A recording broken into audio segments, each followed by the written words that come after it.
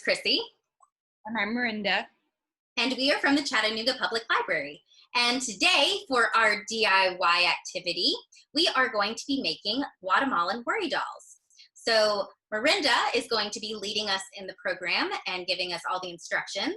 I'll be doing it alongside her and also giving some history facts about the worry dolls. So we're going to go over the supplies and the instructions, and by the end, you'll have an amazing worry doll. So we ready? Yep. All right, let's go. All right, so some supplies that you might need include clothespins for the body of your worry doll. So Miranda has the old school kind of clothespins. I have a very small ones that pinch. You can use whatever, but I think that Miranda's are going to be the better kind. You'll also need some embroidery floss to create the clothes. You'll also need some glue of some sort. So I have hot glue. Miranda also has hot glue, but she recommends using super glue. Now, with both of these glue options, we have to be very, very, very careful and probably have our parents help us out. So make sure that you ask your parents to help you with this one. You'll also need some Sharpies to draw the face on and some scissors. Is there anything that I missed, Miranda?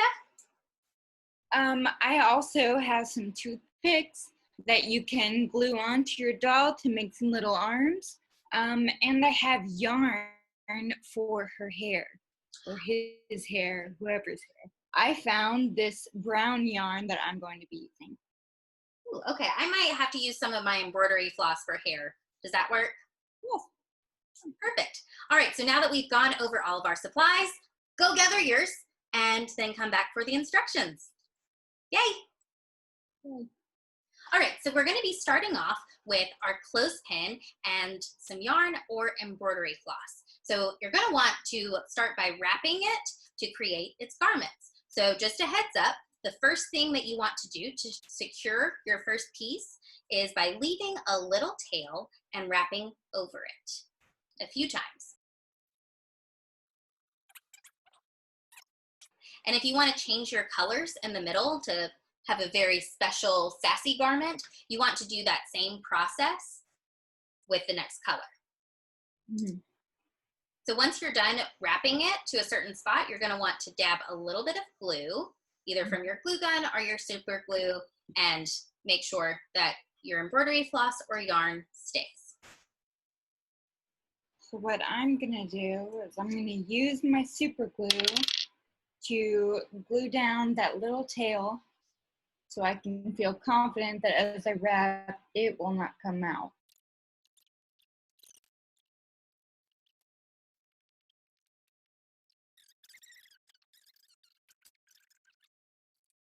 I'm kind of living for mine already.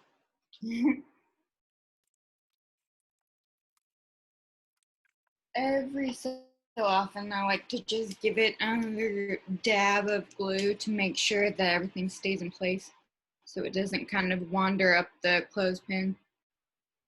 That is a good pointer. I literally just put a little bit of extra glue on mine because I felt like it was starting to wander.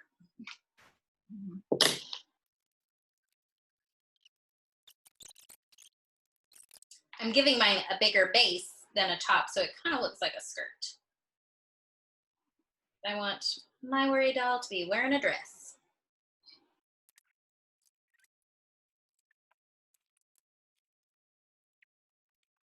Here's the start of mine. Are you? Oh, that looks really nice. Thank you.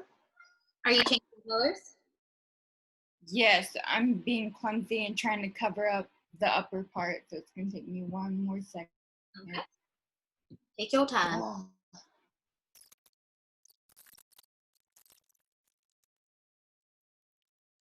So, Miranda, while you finish wrapping yours up, would you like to hear a little bit of the history? Yes, I would. Awesome. So, worry dolls historically come from Guatemala, and they are known as muñeca quitapena. Now, if it was going to be plural, what would it be? Muñecas quitapena. Very good. Learning from the pro, from Miss Miranda. So there's not really like set in stone. Nobody really knows exactly where they came from, but there's an awesome legend. So back way back in the day, there was a Mayan princess, and she was given a very special gift from the sun god. And the special gift that the sun god gave her was to take away any worries or stresses that humans feel, and she can just make them go away. And so the worry dolls represent this princess and her ability to take away stress and worries. So that's why we are making ours today, is to be able to help us with any stress or worries that we might have in life. So usually these worry dolls are made in Guatemala by Mayan descendants, and they're usually handcrafted, and they're really tiny, and you can also put them in little houses and put them beside your bed. So I actually have some Guatemalan worry dolls that stay beside my bed always, and this is their tiny house. And just so you can see what they look like, there's an example of one. So ours are going to be a little bigger today, but that's okay. So there's a little bit of the history and legend behind the worry dolls. Well, that is super cool. And now I am switching up my colors. So my doll, we're going with pink now.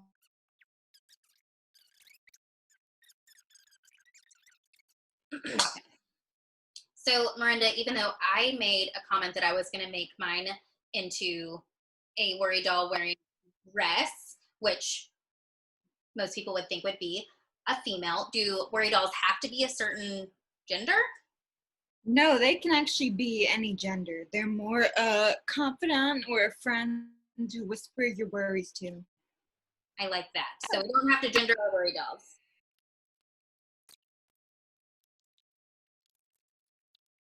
So Miranda, have you been to Guatemala before? No, but I did live in Nicaragua for a while, which is also in Central America by Guatemala. Yeah, Central America is a beautiful place. For those of us who don't know where it is, it's right below Mexico. Central America has a lot of its own super rich culture, a lot of Mayan culture. It has even its own Spanish slang that I learned that I had never heard before. Amazing food, specifically pupusas, which are my favorite.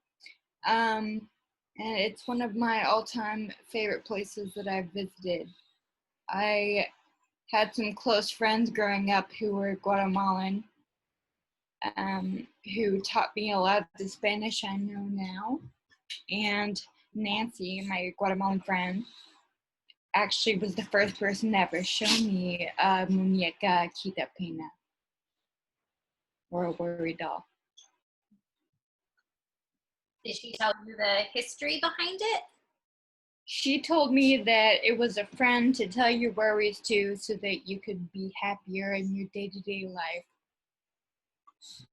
So I guess, again, because the history of these dolls is uncertain, even Nancy wasn't sure, what the verified history is, but I have heard from other people that it comes from Mayan legends, so I like the idea that it's from a princess. I do too.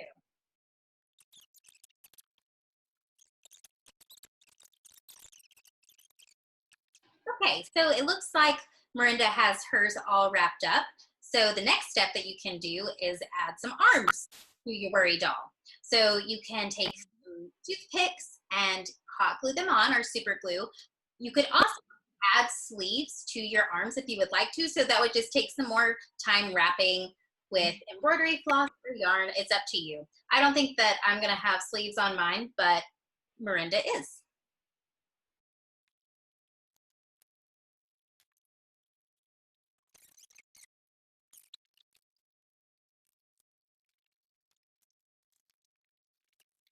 So this is kind of a rough arm I've made, but She's just for show right now. When you were done with your arm, you're basically gonna glue it to the side of your muñeca, just like that. And then we'll do the other side, and you will have 2 arms. 2 arms.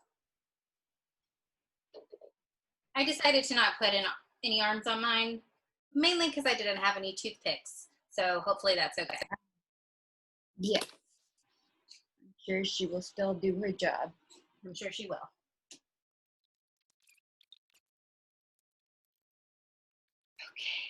So, real quick, for my doll's hair, what I like to do is I take some hair colored yarn and I kind of loop it around so that it looks like this.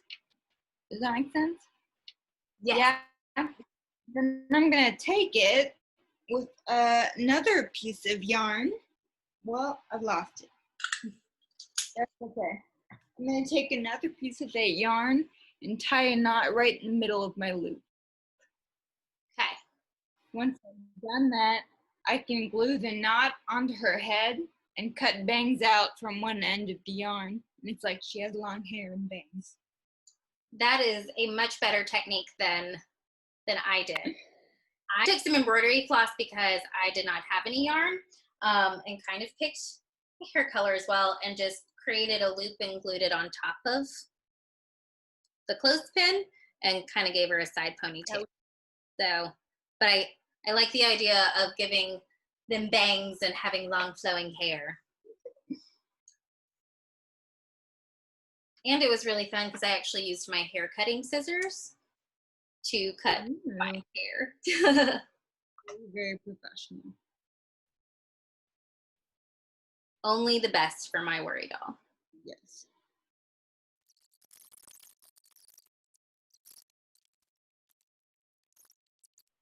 So there we go. She's got some pretty puffy bangs and the little ponytail in the back. I'll tell you, that's what I look like in the morning when I wake up, just bangs. Fully going. I also decided to add a little extra accessory to mine and gave her a braided belt. Oh, beautiful. Yes, and in the past when making worry dolls, I've used yarn to give them little scarves. You can use beads if you want to decorate their outfits. Really, any little thing you have around, you can use glitter if you want. You can give them earrings with little glitter stars. Oh, that would be cute. I wish I had some little glitter stars for earrings, but unfortunately I don't. Are you ready for the next step? Yes, I believe she and I both are.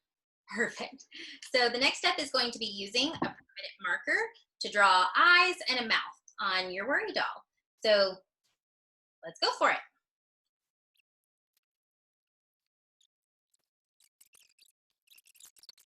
Luckily, I have a Sharpie that is maroon. It kind of works for some lip color. Oh, okay.